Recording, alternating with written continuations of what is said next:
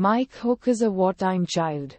His father, Grandpa Pete, and his mother, Grandma Helen, both hardly turned 20, hastily get married in 1944 just before Pete rejoins the RAF to fight in the Second World War. He is shot down over Germany, survives, and spends several months in a prisoner of war camp. In January 1945, while he is still away from home, his son Mike is born. After the war and his safe return to England, Pete becomes a successful entrepreneur. Mike, who remains an only child, develops an interest in nature quite early in life and eventually, in the 1960s, decides to read biology at the recently opened University of Sussex. There, in 1966, he meets Paula Campbell, who has come from London to study English literature and art. And their relationship soon turns out to be much more than just a fling.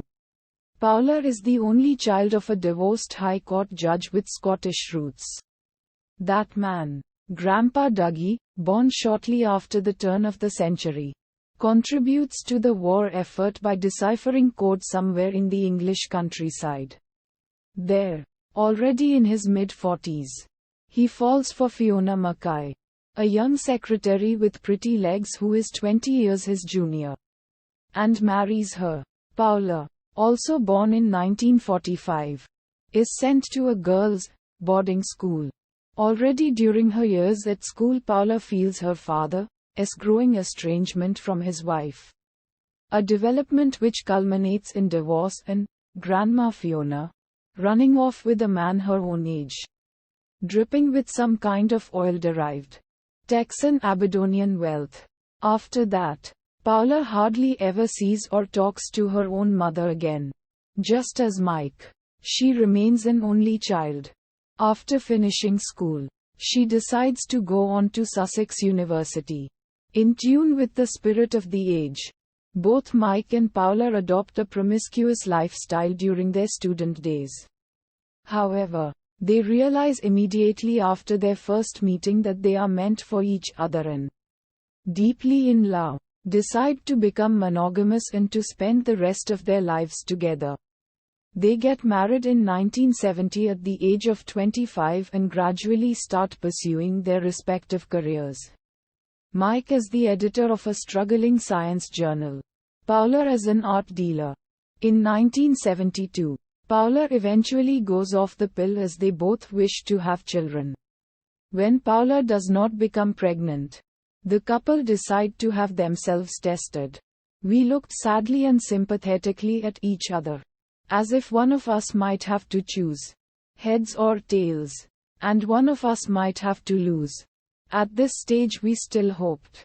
But I have to say, and you must both be starting to muster an intense interest, that this was, in all we'd known so far, the worst moment of our lives.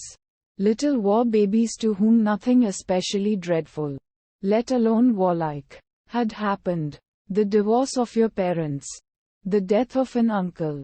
These things, for God's sake, aren't the end of the world. But this little crisis, even before we knew it was insuperable, was like a not so small end of the world. In one strictly procreative sense, it might be exactly that.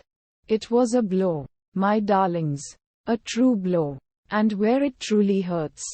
It turned out there was a problem and that the problem was your dad's, not mine.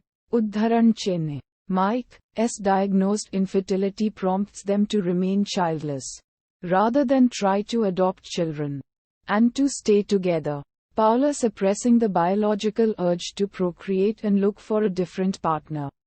However, they decide not to inform anybody of the new situation, not even their own parents, who in turn never broach so delicate a subject with their children and just wait passively for the big announcement.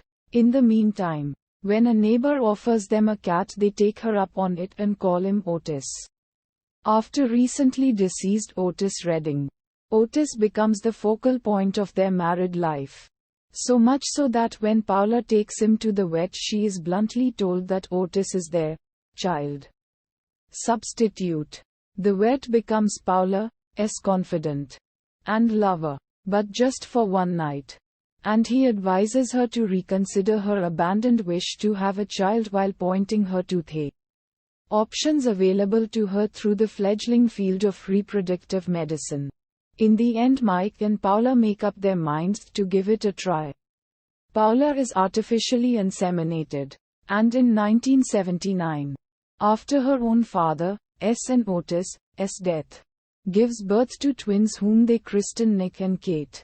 Again, they do not tell anybody about how their children were conceived, especially not that their natural father is Mr. S, an anonymous sperm donor. As the new day is dawning, sleepless Paula is aware of the fact that the biggest revelation yet in the lives of her two children is imminent. She also makes a mental note to explain to them that they should decide wisely whether to tell anybody the news or not, as the implications would be far-reaching. Grandma Helen, for one, might feel cheated out of her grandchildren.